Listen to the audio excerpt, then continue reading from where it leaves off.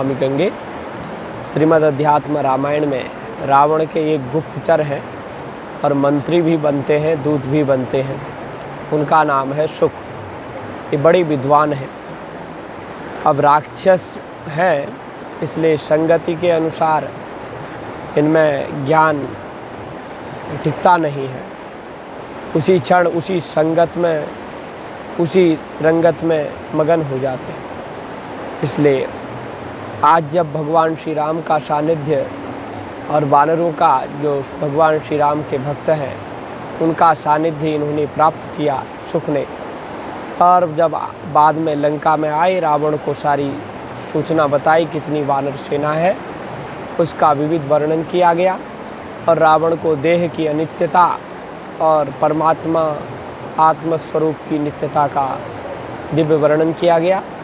और उसके बाद में उन्होंने कहा कि रावण, आप भगवान श्री राम की शरण हो जाओ, विभीषण की तरह उन्हीं का भजन करो, क्योंकि तुम्हें अति दुर्लभ ये मानव शरीर मिला है। तुम राक्षस नहीं हो। राक्षस वृत्ति को दूर करो और शुद्ध बुद्ध चेतन आत्म तत्व का चिंतन करो, क्योंकि अतस्त्वम ब्राह्मणो भूत्वा, तुम ब्राह्मण हो जाओ।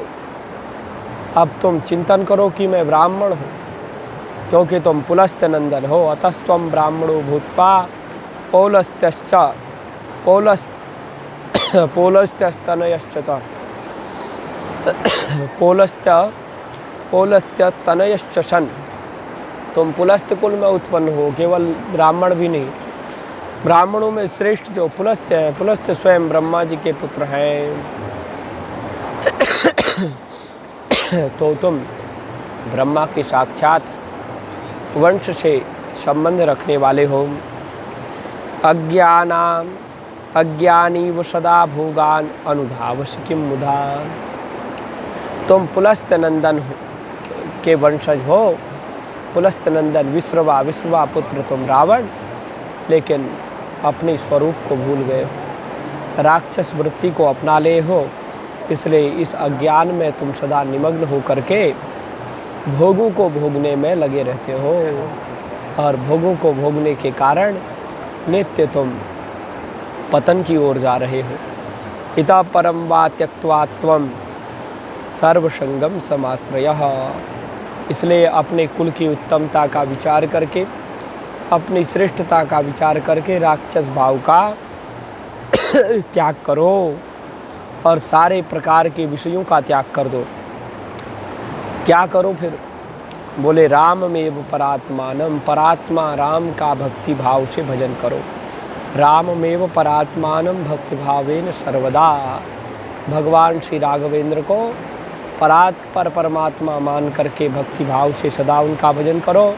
सीताम समर्प्य रामाय, और भगवती सीता जी का जो तुमने अपहरण किया है, अब उससे अपने हृदय में ग्लानि भरते हुए राम जी को, भगवती सीता को अर्पण कर दो, राम जी के अर्पण कर दो। और तत्पादानुचरो भव, और भगवान श्री राम और भगवती सीता के चरणों के अनुचर बन जाओ, उनकी सेवा करो। विमुक्त सर्व पापेभ्यो। अगर तुम भगवती सीता और भगवान श्री राघवेंद्र के चरणार बिंदुओं के अनुरागी हो गए, अनुचर हो गए, तो निश्चित रूप से तुम सर्व पापों से विमुक्त हो जाओगे, सर्व पाप से छूट जाओगे। विमुक्त सर्व पापेभ्यो विष्णु लोकम प्रयास्यसि।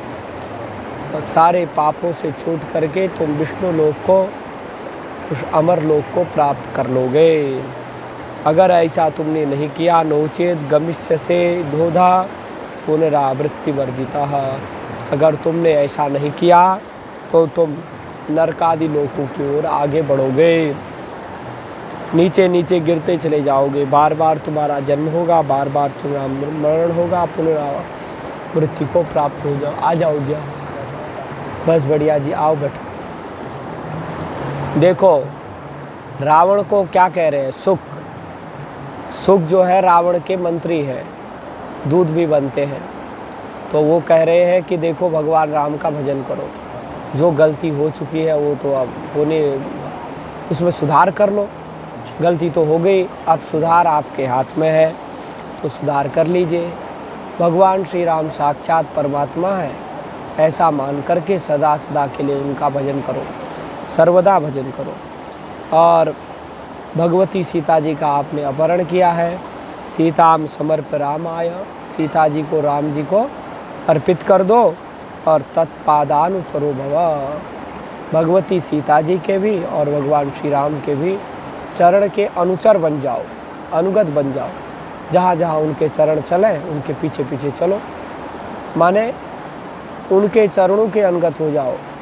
जैसे मर्यादा में राम जी चलते हैं, अपने जीवन को बिताते हैं, वैसा अपना जीवन बना लो, ये कह रहा है।